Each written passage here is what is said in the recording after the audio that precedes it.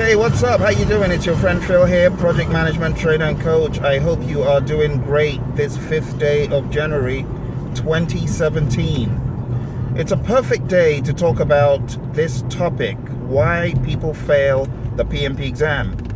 Now, I don't wish that anyone be there, but the truth is it happens. That's the fact. Why do people fail? Big reason. The first one is foundational reasons. People fail because they have a faulty or defective foundation right from the get-go. A lot of folks don't even read the PMP handbook. They have no idea what the PMP exam really is about. Until a few months or weeks down the road, they say, oh, so it actually is 200 questions and it's closed book. I mean, some people are shocked that it's closed book. Some people are amazed that they're not able to take in a calculator, their personal calculator. And some are amazed that at Prometric, they are scanned up and down with metal detectors. Know what you're getting into, folks. Know everything about the exam before you even begin. A lot of people, after several weeks and months of studying, they then say, oh, well, I can't go through with it. Or it's too late and they're not ready to put in the effort, but the company has already paid for them to take the exam. And since it's not their money and since they're not going to be demoted, they don't care. They just go in and fail it anyway. If only they had a better foundation, understood what the exam was about, understood the kind of questions they could have been asked, it would have been a lot better. Now, some people's problem with the foundational element is because they've been there, done that, in quote, in the real world, they feel that that is enough to carry them into the PMP exam. No, it's not. No, it's not. There was someone I met who thought that because he'd been an engineer in civil and traffic, he thought that he could use that experience to leverage it and pass the exam. And he was shocked and so discouraged when he found out that he failed it, not once, but twice. You see, the exam is not a respecter of your experience. I mean, to take the exam, you do need the experience, but in the exam, you're not going to be tested based on your experience. It's going to be based on the PMBOK guide. You're playing on their turf, you're playing with their ball, and you have to play by their rules and their dogma and their mantras. So you could have managed projects in the real world till the cows came home, but if you don't have a solid PMBOK guide mindset, if you have not reconfigured how you think about project management and put it into the PMI lens, I like calling it the PMBOK lens. If you're not looking at project management through the PMBOK guide lens, you're deceiving yourself and you're wasting your time, because the exam will detect that you do not have that foundational element to get by. You know, PMBOK speak, PMBOK talk, PMBOK language, whatever you want to call it, you have to be immersed in it. It's almost like a drug that you have to be on. You have to be PMBOK high. Get high on the PMBOK, folks, I'm telling you. And then when the exam is done, you can let the effect wear off.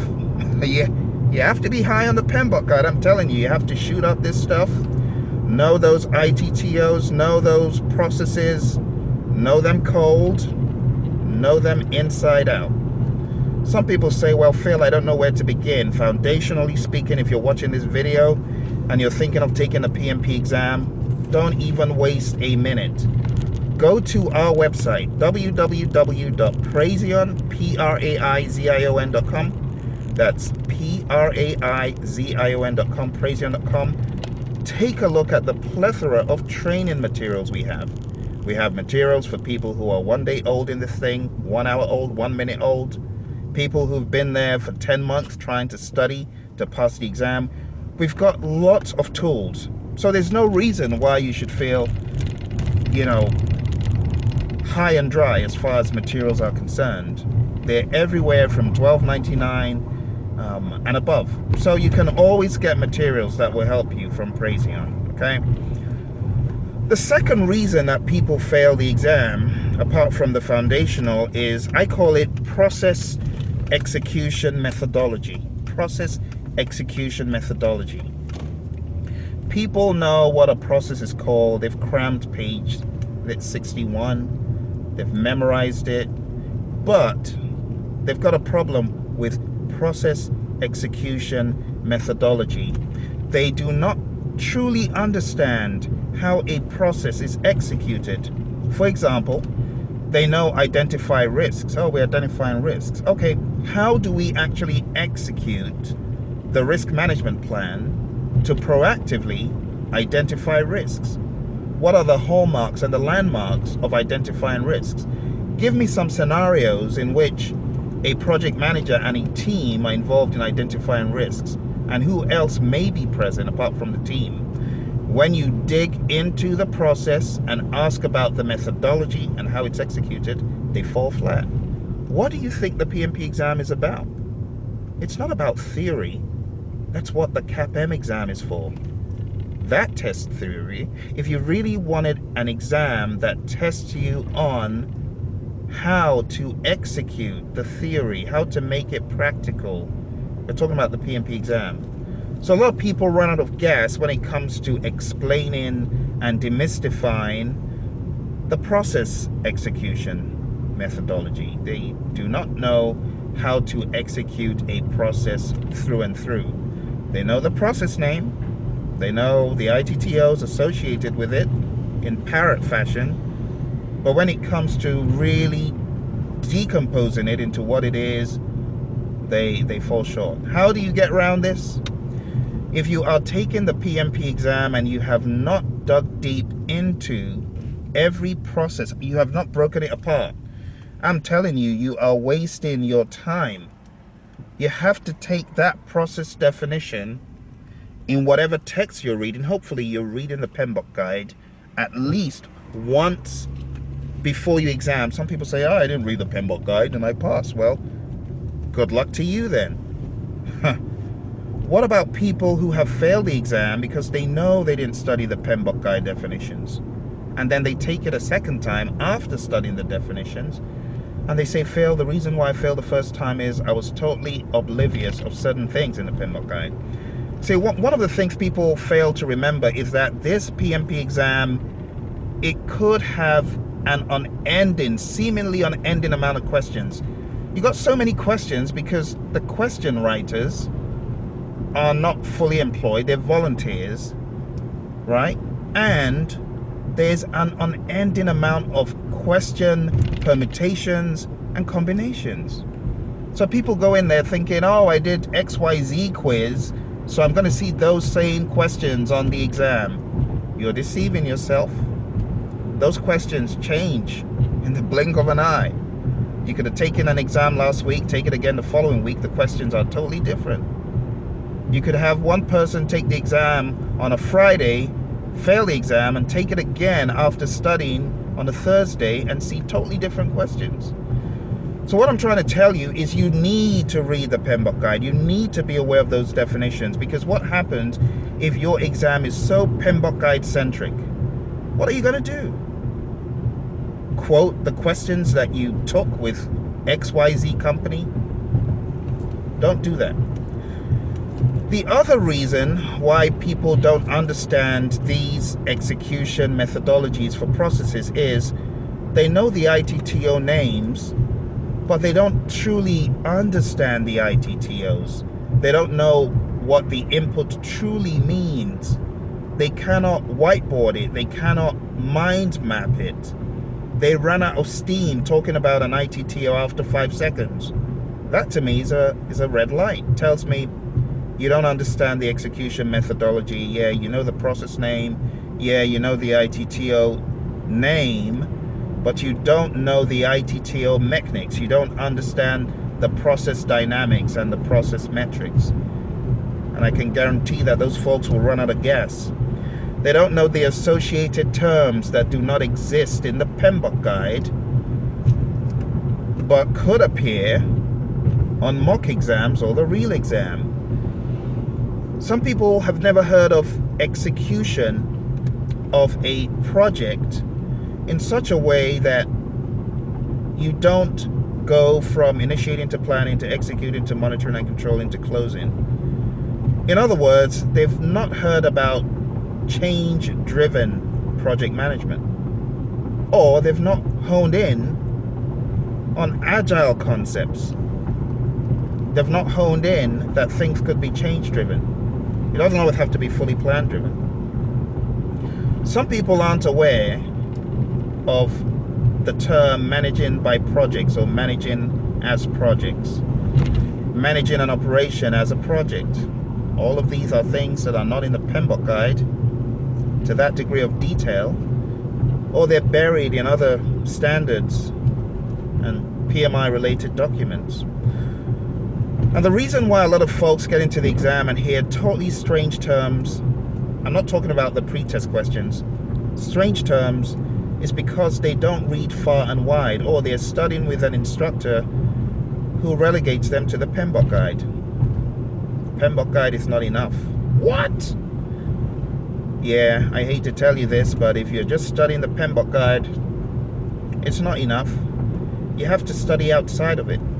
And that's why I recommend our training program, because we touch on what is not covered in sufficient detail in the PMBOK guide, and we sensitize you to certain things that you need to be aware of. The other reason why people fail the exam is they've got a very primitive or low-level understanding of what I call ITTO process flow. ITTO and process flow. They don't know how one input becomes an input to several other processes and why, or they don't understand how an output becomes an input to something else. They don't understand what links processes. They don't understand what links develop project charter and, for example, plan risk management. That to me is a big problem if you don't understand how processes are linked. If you don't understand how integration is the glue that holds everything together, that's very risky, folks. Very, very risky. I wouldn't like you to be in that position getting ready for the PMP exam.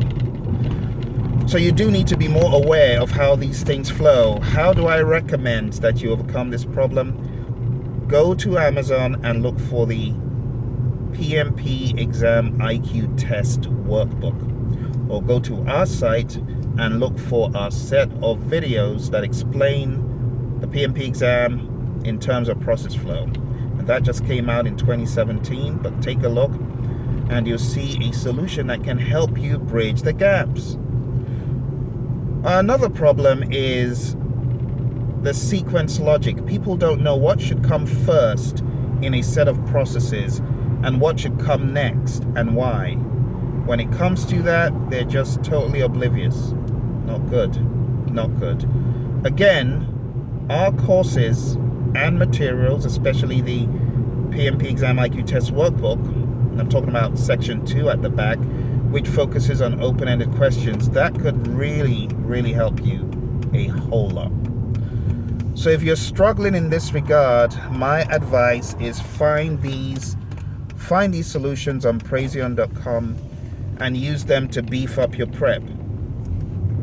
Also, why people fail the exam could be attributed to taking unrealistic mock exams where you're always scoring the 80s and 90s, and you've got this idea that the exam is going to be like that, and you get in and you can't even read a question in 5 minutes, talk less, finish the entire exam in 4 hours. Another big problem I find is people don't plan, and I've covered this in a separate video, so I'd like you to look for it. If you search for timetable or schedule, study schedule or study timetable and Praizion within YouTube, you should find it. So it's out there. You need to plan how to study and then carry out your plan.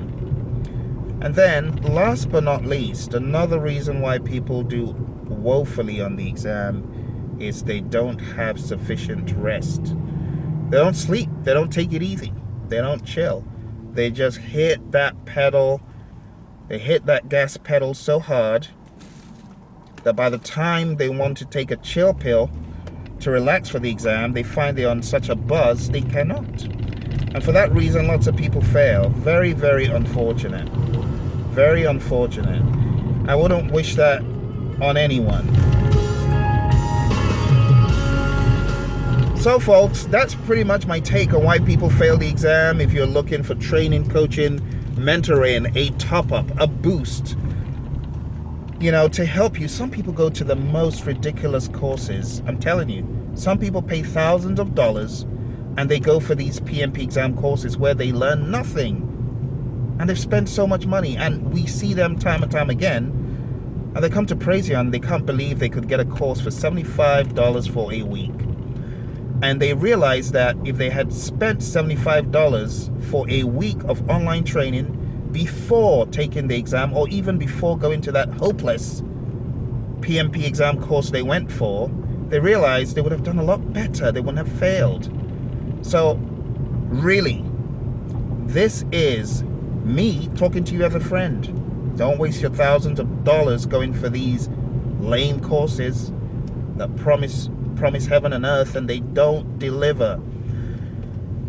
To ensure your investment, folks, go to Praizion.com. Low risk, low cost, low risk.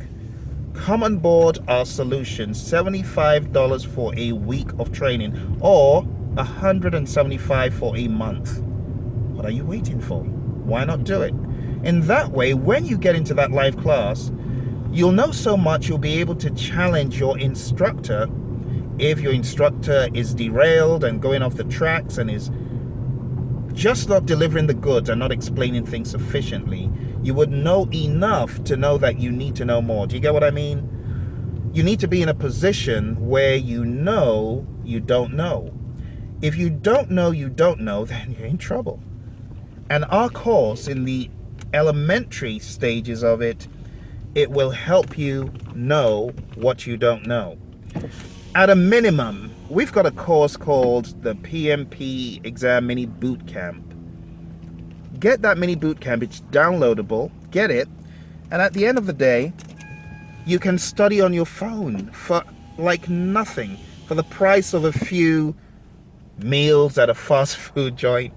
You could download this stuff, put it on your phone, study it, know it, so that when you go for your course, or when you are faced with the exam, you'll know what they're talking about, or you'll know that your instructor needs to explain to you better. Okay?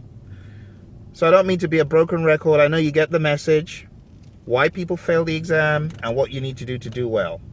All the best, and I look forward to hearing your success story. Bye for now.